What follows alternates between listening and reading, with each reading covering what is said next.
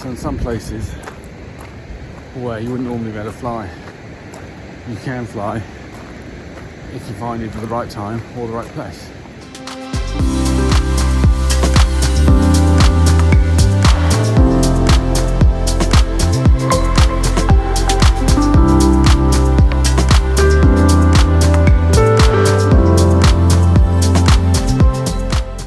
So you can see behind me, the moon is out, but I might actually be too late. So I'm kind of a believer of right time, right place. So in some places where you wouldn't normally be able to fly, you can fly if you find either the right time or the right place. So I'm hoping this is the right time because there's nobody else here.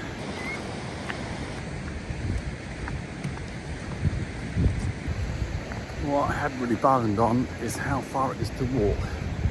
I must have already come about a mile. I reckon I've got another mile to go. So as always, while we're walking, we're thinking about risks involved flying here, or taking off and landing, flying here. You know, quite near the coast. We're on the coast. So thinking about seabirds, birds, wind, sea. Shouldn't be any people about, which is the biggest risk, I think. And we're still walking. I don't know if I mentioned it, but I got up at about 4:30 to come and do this. We're staying 10 minutes away, so that seemed like a good opportunity. But didn't quite anticipate the time it'd take to get here. Apparently the lighthouse is 300 metres from the shore, so hopefully I can keep VLOS while I get kind of around the side and get a shot of the sunrise and the lighthouse.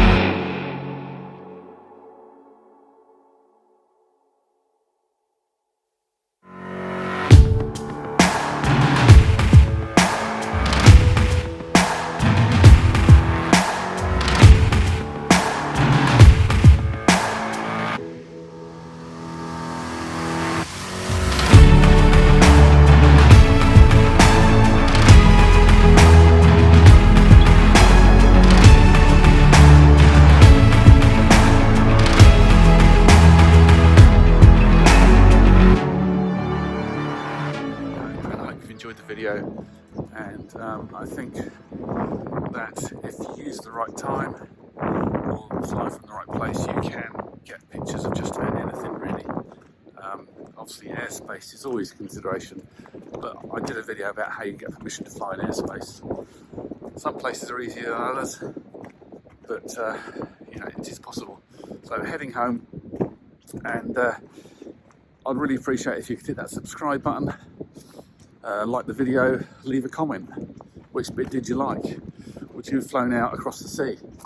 So I'm interested to hear your comments on flying over water. Who flies over water? Do you like it? Do you not like it? Because I might do a video on that. So thanks for watching. Hopefully you can hear this video because it's still very windy here. Bye.